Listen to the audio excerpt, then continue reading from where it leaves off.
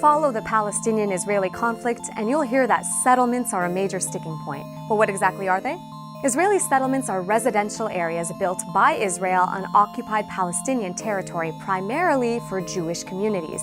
But here's the thing, they are illegal under international law. In fact, these benign-looking suburbs are actually a violation of the Fourth Geneva Convention, according to the UN. Why?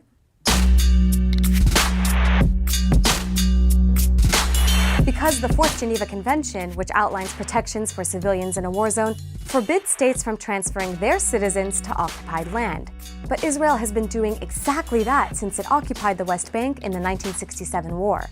By building these illegal settlements, Israel is trying to ensure it retains possession of that land even under any future peace deal.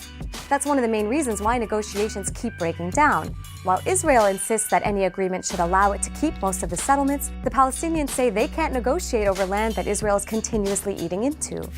Since the start of the Oslo negotiations in 1993, the number of Israeli settlers on occupied Palestinian land has actually doubled to 500,000. And despite the fact that in 2005, Israel did withdraw settlers from Gaza and some from the West Bank, the total number of settlers continues to grow.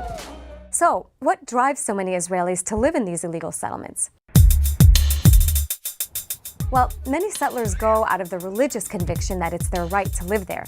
But religion aside, the Israeli government also encourages settlement by offering lower tax rates, subsidized housing, and easier loans. And even though the settlements are deep inside the occupied West Bank, their infrastructure directly connects them to Israel. The Israeli army is heavily deployed to protect the settlements. Over 200 kilometers of road have been built on Palestinian land for the exclusive use of settlers. And while Israeli settlers in the West Bank are bound by Israeli civil law, Palestinians there live under Israeli military rule, meaning they're subject to checkpoints, curfews, detention without charge, and other restrictions. That's life under military occupation.